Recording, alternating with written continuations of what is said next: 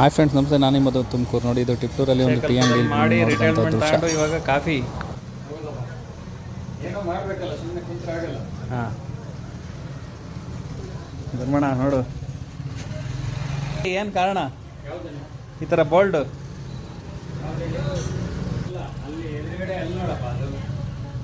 ಹಾಂ ಹಾಂ, ಇಲ್ಲಿ ಸೇರಕ್ಕೆ ಬಿಡಲ್ಲ ಅಂತೀರಾ ನೀವು? ಹಾಂ ಹಾಂ, ಒಟ್ನಾಗ ಧೂಮಪಾನ ನಿಷೇಧ ಮಾಡಿದ್ದೀರಾ ನಿಮ್ಮ ಅಂಗಡಿ ತಾವು? ಹಾಂ, ಟೀ ಕಾಫಿ.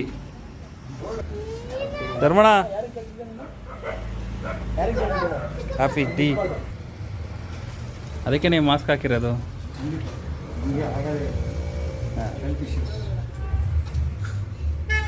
Health problem